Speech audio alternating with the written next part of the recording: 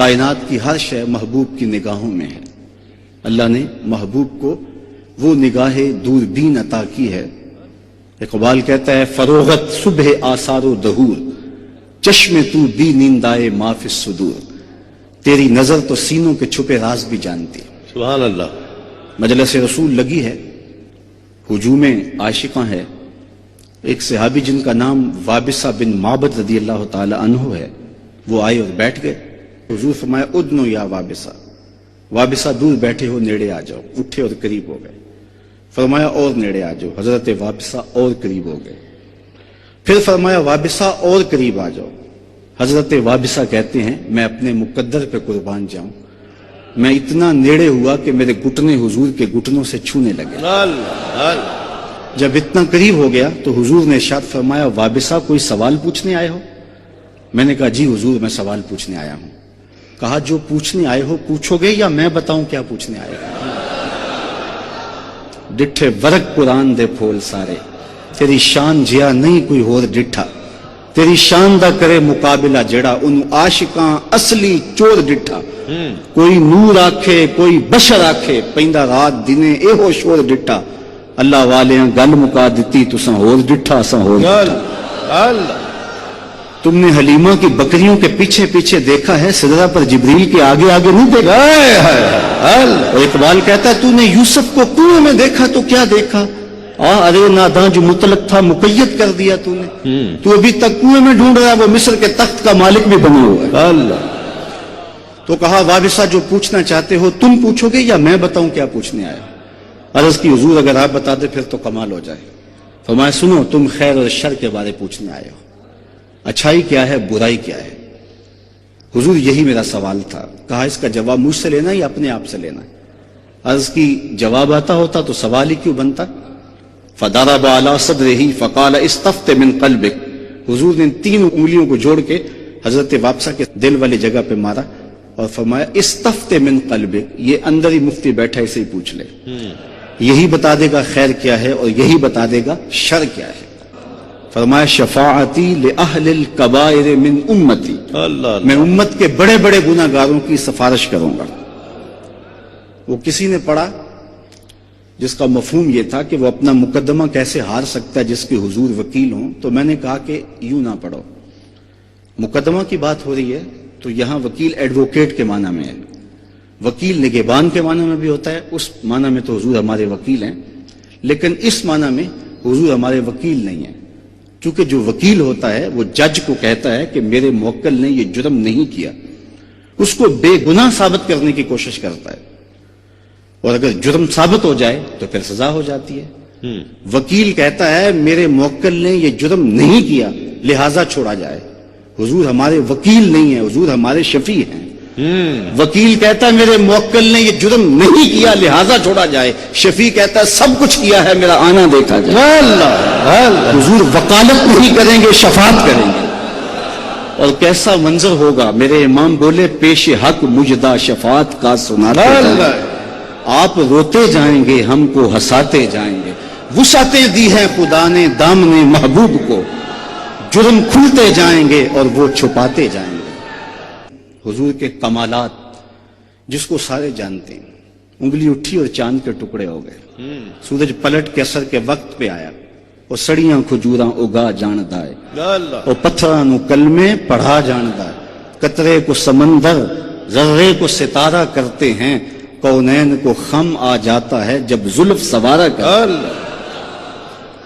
سبحان اللہ۔ یہ کہا جاتا ہے کہ نبی کے چاہنے سے کچھ نہیں ہوتا، میں کہتا ہوں نبی چاہ لے خدا قبلے بدل دیتا۔ بنو سلمہ کی مسجد ہے، ظہر کی نماز ہے، 2 رکعتیں ابھی پڑھی گئی تھیں، 2 رکعتیں ابھی باقی تھیں کہ خاطر آتر میں بات آئی کہ قبلہ بدل جائے تو کیا خوب، فوراً ہی طائر سدرہ نشین حاضر ہو گئے اور کہا قد نرا تقلب وجہک فی السماء فلنولینک قبلۃ ترضاها، محبوب پروگرام بن گیا ہے تو ابھی رخ پھیر لو، یا اللہ تیری نماز تو پوری ہو لے۔ چونکہ ہم نے تو نماز کا وقت بھی بدلنا ہو تو 1 دن پہلے بتاتے ہیں، کل سے نماز ظہر 2:15 بجے ہوگی، اگر اسی دن بدل دیں لوگ تو گلے کو آئیں گے، ہم تو آئے ہیں 2 بجے کے حساب سے، اب 15 منٹ اور انتظار کریں نماز کا وقت بدلنا ہو تو ایک دن پہلے بتانا پڑتا، یہاں تو قبلہ بدلنا تھا، ایک نماز ہی پہلے بتا دیا جاتا، کہا نہیں محبوب ابھی رخ پھیر لو، یا اللہ تیری نماز تو پوری ہو لے، کہا میری نماز بعد میں پوری ہوگی، پہلے تیری مرضی پوری ہو۔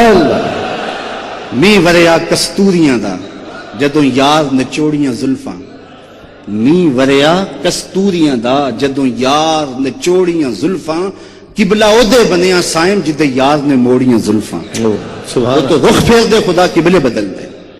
کوئی حد ہے ان کے عروج کی، بلغ العلا کمالے، اور میرے امام بولے خرد سے کہہ دو کہ سر جھکا لے، خرد سے کہہ دو کہ سر جھکا لے، گماں سے گزرے گزرنے والے، یہاں خود پڑے ہیں جہد کو لالے، کوئی کیا بتائے کدھر گئے تھے، سراغ عین و متا کہاں تھا، نشان کیف و الا کہاں تھا، نہ کوئی ساتھی نہ کوئی راہی، نہ سنگ منزل نہ مرحلے تھے، کمان امکان کے جھوٹے نکتوں تم اول آخر کے پھیر میں ہو، محیط کی چال سے پوچھو کدھر سے آئے کدھر گئے تھے، کوئی حد ہے ان کے عروج کی، بلغ العلا کمالے۔